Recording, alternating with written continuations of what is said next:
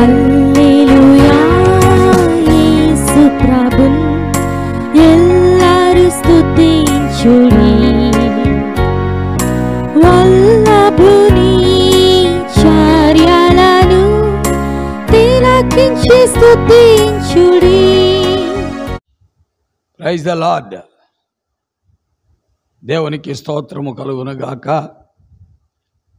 చేరు వచ్చిన ప్రియులందరికీ మన ప్రభువును రక్షకుడైన అద్వితీయుడు, అదృశ్యుడు, అక్షయుడు, సకల యుగములలో రాజయ్యున్న యేసుక్రీస్తు ప్రభువారి పేరిట వందనాలు తెలియజేస్తున్నాను.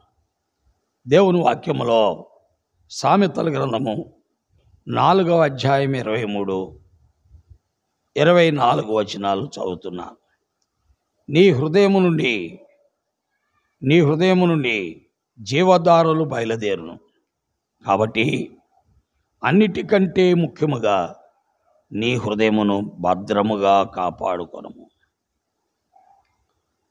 మూర్ఖపు మాటలని నోటికి రానియకము, పెదవుల నుండి కుటిలమైన మాటలు రానియకము. దేవుని వాక్యములో ఈ ఉదయకాలం ప్రభు మనతో మాట్లాడే సత్యమేమనగా, నీ హృదయములో నుండి జీవధారలు బయలుదేరుతాయి. ప్రియులారా, ఎవరైతే ప్రభు అయిన యేసుక్రీస్తు వారిని స్వంత రక్షకుడిగా అంగీకరించారో, పాప విమోచకుడిగా స్వీకరించారో, ఆత్మను వెలిగించిన దేవుడిగా ఆ క్రీస్తు ప్రభు సత్యవంతుడైన దేవుణ్ణి అంగీకరించారో, వారి హృదయములో నుండి జీవధారలు బయలుదేరుతాయి. ఎందుకంటే మానవ హృదయము మోసకరమైనది, అది ఘోరమైన వ్యాధి గలదే. దాన్ని బాగు చేయగలిగిన వాడి ప్రపంచములో ఎవరు కూడా లేరు. అందుకే ఆ ప్రభువారు అన్నారు, నా కుమారుడా నీ హృదయము నాకేమో, నా మార్గములు నీ కన్నులకు ఇంపుగా ఉండనేమో అన్నారు. ఎవరైతే ఆ ప్రభు అయిన యేసుక్రీస్తు వారి మాటలకు విలువ ఇస్తారో, ఆయనను హృదయములో చేర్చుకుంటారో, వారి హృదయములో నుండి జీవధారలు బయలుదేరుతాయి.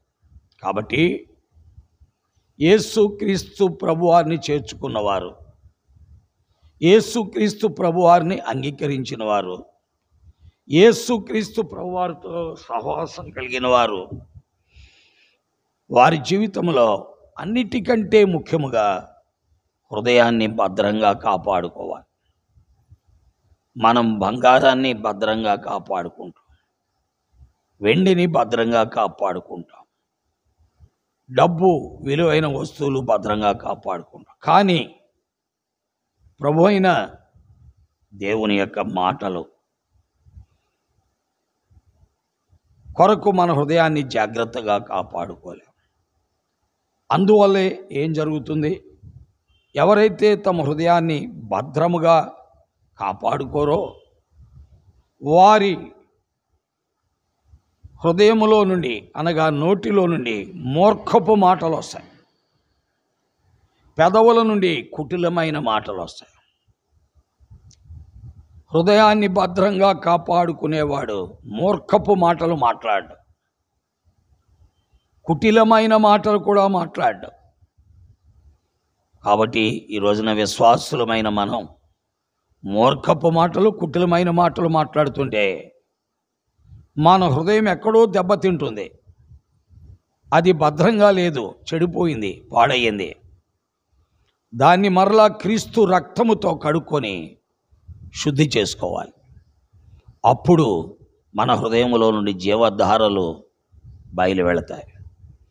కాబట్టి గ్రహించి గుర్తెరిగి అన్నిటికంటే ఎక్కువగా మన హృదయాన్ని భద్రముగా కాపాడుకొనుటకు పరిశుద్ధాత్మ దేవుడు మనకు సహాయము చేయనుగాక. ఆమేన్. ప్రార్థిస్తాం. ప్రేమ కలిగిన తండ్రి, పరిశుద్ధుడు అయిన నమ్మకమైన మా దేవ, నీ ఘనమైన ఉన్నతమైన నామం కొరకై నీకు వందనాలు. నీ మాటలు మా మధ్యలో వినేవారి మధ్యలో ముద్రించి మా జీవితాలను భద్రపరుచుకుంటూ సాయం చేయండి.